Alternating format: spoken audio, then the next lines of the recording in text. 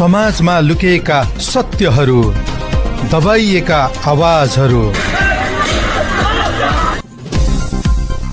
अनि बेवास्ता गरिएका कथाहरू हामी बोल्छौं तिनैका लागि जो बोल्न सक्दैनन्। यहाँ कुनै आवाज दबिदैन, कुनै सत्य हराउँदैन। होचो भूमिको आवाजलाई विश्वभर पुर्याउने हाम्रो अभियान यो हो काजी खबर।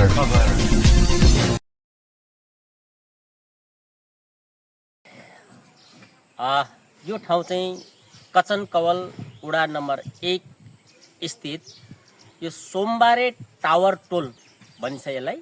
पहिले चाहिँ यसलाई कल्यागञ्ज पनि भनिन्थ्यो, तथापि अहिले यसका सरकारी दस्तावेजहरूमा डकुमेन्टहरूमा चाहिँ यसलाई सोमबारे स्थित टावर टोल भनिन्छ। त्यसो हुँदा यो सोमबारे टावर टोलबाट कुटी जोड्ने यो बाटो हो, जहाँ चाहिँ अहिले यो टावर टोलबाट भेलामुनिसम्मको यो 1400 मिटर यो अत्यन्तै व्यस्त बाटो, लामो समय बाटोको एउटा महत्त्वपूर्ण बाटोभित्र पर्ने यो मुख्य बाटो नै थियो। तथापि यो बाटो चाहिँ ग्राभेल त्यो पनि पूर्ण अवस्थामा थिएन। भन्नुको मतलब पानी आए सँगसँगै यहाँ चाहिँ हिँडडुल गर्न, विद्यालय जानदेखि लिएर अस्पताल जानसम्म, एम्बुलेन्ससम्म चलाउन नसक्ने अवस्था भइसकेको अवस्था थियो। र यो पछिल्लो चरणमा आइरहँदाखेरि वर्तमानको सरकार, यो दोस्रो निर्वाचित स्थानीय तहको सरकार आए पश्चात उसले चाहिँ कचनकवलभरिका बाटाहरूलाई चाहिँ कचनकवल कालोपत्री सडक गर्भको वर्ष अभियान सञ्चालन गरे पश्चात यस्ता थुप्रै बाटाहरू, कचनकवलका थुप्रै वडाका बाटा, मुख्य बाटाहरू अहिले मुहार फेरिसकेको अवस्था छ। यसलाई चाहिँ यो अस्फाल्ट बाटो भन्छ। यो ब्ल्याक टप सम्पन्न भइसकेको र यो बाटोको लम्बाइ चाहिँ 1400 मिटरको बाटो हो। त्यसभन्दा अगाडिपट्टि चाहिँ अदुवा खोला छ, बिचमा चिया बगान छ, त्यहाँ थोरै डिस्टर्बेन्स पनि भइरहेको हामीले बुझेका छौँ। त्यसो हुँदाखेरि म क्रमशः यसरी नै तपाईँहरूलाई अन्य ठाउँमा पनि लैजान्छु। तथापि त्योभन्दा अगाडि मैले के भन्न चाहेँ भने कचनकवल वास्तवमा हामीले चाहे जस्तो एकैचोटि सबै ठाउँमा छुमन्तर बन्ने होइन। यो क्रमशः बन्दैछ। बनेको कुरालाई बनेको भन्न सिकौँ, नबनेको कुरालाई यहाँ यस्तो छ भनेर हामीले रचनात्मक सल्लाह सुझाव दिउँ र जसले सरकारलाई अझ उत्साहित बनाओस् कि अझै थुप्रै काम गर्नहरू प्रेरित गरोस्। यो होइन कि नागरिकको तर्फबाट हामीले विरोधका लागि विरोध गर्ने जुन यो एउटा भाष्य चलेको छ यसलाई अन्त्य गर्नुपर्दछ र यसै बाटोसँग सम्बन्धित म यहाँका केही पात्रहरूसँग हजुरहरूलाई जोड्ने प्रयास गर्नेछु। धन्यवाद। नमस्ते। हजुर नमस्ते। हजुरको शुभ नाम बताइदिनु। म हाजीनाथ राजवंशी। यो कचनकवल 1 यो गाउँलाई के भन्छ? कचनकवल 1 पहिलाको कल्यागञ्ज हो। अहिले चाहिँ अब तपाईँहरूले यसलाई सरकारी उसमा टावर टोलदेखि यता भेलामणि सडकको बिचमा हामी उभिएको छौँ। जस्तो नि यो बाटो पहिले यहाँको जुन बाटोको अवस्था कस्तो थियो र अहिले कस्तो पाउनु भएको छ? पहिला त यहाँ बाटो अलि साँगुरै थियो, अनि त्यसमा अब आवाजवत गर्नलाई अलिकति समस्या भइरहेको थियो होइन। अहिले बाटो अलि फराकिलो बनेको छ। विगत केही वर्ष अगाडि यो ग्राभेल भएको थियो, अनि त्यो ग्राभेलबाट बर्खामा हिलो पानी धुलो, बर्खामा पानी त्यस्तै थियो होइन। पानी आएको बेलामा पानी पनि बग्थ्यो यहाँ है, अनि त्यस पछाडि हिलो पनि हुन्थ्यो, अनि हिउँदोमा अब तपाईँको धुलो उड्ने हुन्थ्यो। अहिले चाहिँ अब बाटो ग्राभेल भएर अलिकति कालोपत्रे भयो। कालोपत्रे भएपछि सहज भएको छ।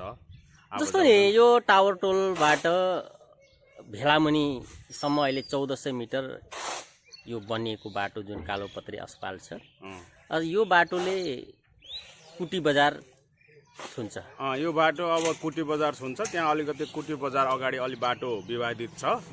त्यो विवादित कारणले गर्दा अलिकति बाटो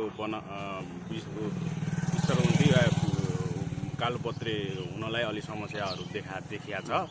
त्यो अब त्यहाँ अलिक खोला पनि छ, एउटा भुतन यो हाम्रो के खोला भन्छ, यो अदुवा खोला पर्छ। त्यो अदुवा खोलामा पुल पनि आवश्यक छ। त्यो अब पुल पनि बनेपछि यो बाटो यो हामीलाई कुटीसम्म सर्छ। कुटी हुँदै जस्तो अहिले हजुरहरू यहाँबाट यो नेत्रा मार्ग भएर जङ्गलको बिचै बिच बिर्तामोड पुगिरहँदा कालोपत्रे बाटो भएर जान्छु भन्दा त्यो अवसर छ कि छैन? अहिले तपाईँको छ, हामी घरबाट निस्किनु आँगनबाटै कालेपत्रे बिर्तामोड पुग्ने अवसर छ, अहिले बनेको छ, जुटेको छ। जस्तो पहिले गाउँमा चाहिँ विशेष गरेर यातायातकै समस्याको कारणले गर्दा बिरामी हुँदा एम्बुलेन्स समेत चल्न नसक्ने अवस्था थियो होइन, अरू बेलाको कुरै छोडिदिउँ।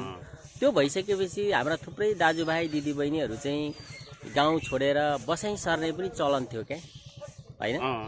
यो यहाँको मात्र होइन, सबै यहाँकोमा अब तपाईँ त्यही बाटो अहिले कस्तो छ? अहिले मान्छेहरू बसाइ सराई त्यस्तोमा कतिको जाँदैछन्, के छ? अहिले खासै त्यस्तो बसाइसराई त छैन, त्यो पनि अलिकति अब आफ्नो पाइक परे अनुसार फाटोफुटो उनीहरूलाई सहज भए अनुसार अब छ, त्यो छैन भन्नु। तथापि पहिलेको जस्तो छैन, पहिलेको जस्तै त पुरै अब गाउँै छोडेर सेवा सुविधा नभएको कारणले, बाटोघाटो नभएको कारणले, गाडी तपाईँको यातायातको सुविधा नभएको कारणले, बिजुलीको नि समस्या नभएको अवस्था भएकोले मान्छेले अब सेवा सुविधाको लागि गाउँ छोडेर बजारतिर जाने ट्रेन थियो। अहिले त्यसमा अलिकति रोकिएको छ, अलि कम भएको छ, कमै आएको छ त्यसमा। जस्तो नि अर्को मैले के सोध्न चाहेँ भने, जस्तो यहाँ तपाईँ त अब कचन कवलको आफ्नो घर अगाडिपट्टि कालोपत्रे बनिरहँदा त राम्रो भयो, देखिएकै छ, भन्नु पनि पर्छ राम्रोलाई राम्रो होइन। तथापि तपाईँ यो समग्रमा कचन कवल डुलिरहँदाखेरि यस्ता मुख्य बाटाहरू अहिले चाहिँ कस्तो अवस्थामा पाउनु भएको छ? यस्तै कालोपत्रे भएको छन् वा पुरानै जस्तो छ, के छ? यो मुख्य बाटोहरू लगभग 75% हो, लगभग 75% लगभग अब कालोपत्रे भइसकेको छ। फाटोफुटो भित्री भागमा पाटमा तपाईँको अलिकति बाँकी छ, त्यो कति मर्मर सम्मारमा छ, कति तपाईँको कल्भर्टहरू नबनेर त्यो कम्प्लिट हुन पाएको छैन, पुरा हुन पाएको छैन। लगभग 75% बाटोघाटो तपाईँको लगभग कालोपत्रै छ, मेन बाटोहरू। अलिकति अब गाउँतिर गाउँको भित्री छिर्ने बाटोहरू स्तरहरू त्यो भएको छ, ग्राभेलिङ भएको छ। अब त्यसलाई अब अलिकति त्यो पनि आगामी दिनमा बन्ला, त्यो पनि बिस्तारै अब यसलाई पनि विकास तपाईँको कालोपत्रे लानमा अब अलिकति ऊ नै छ, प्रगतिमै छ भन्नुपर्छ। जस्तो तपाईँ यो सरकारले गरेका यी कामलाई चाहिँ देखिरहँदाखेरि सरकारले राम्रै गरिराखेको छ जस्तो लागेको छ कि होइन? यो चाहिँ खासै राम्रो होइन, कस्तो के भन्न चाहनुहुन्छ सरकारलाई भन्दाखेरि चाहिँ? सरकारले त आफ्नो तरिकाले राम्रै गरेको छ। अब सरकारले गर्नलाई पनि सरकारसित पनि त्यही अनुसारले आय स्रोतहरू हुनुपर्छ होइन। सरकारले पनि तपाईँको आय स्रोत नभइकन एकैचोटि सबै कुरो पुरा गर्न अवस्था छैन। हाम्रो देशको स्थिति अब अलिकति हामी विकासोन्मुख देशमा छौँ अहिले, त्यसमा पनि अलिकति केही कुरोहरू समस्या छ, राजनीतिक अस्थिरताको कारणले गर्दा। त्यसले गर्दा पनि अलिकति यो जति हुनुपर्ने त्यति नभएको हो कि भन्ने हामीलाई भान भएको छ। तथापि स्थानीय सरकारले अहिले गरेको कामलाई मुक्त कण्ठले प्रशंसा गर्न सकिन्छ। अहिले हाम्रो स्थानीय सरकारले जे राम्रै गरिरहेछ, सन्दर्भमा भन्नुपर्दा पहिलाको भन्दा अहिले तपाईँको अलिकति धेरै राम्रो गरिरहेछ, गर्दैछ।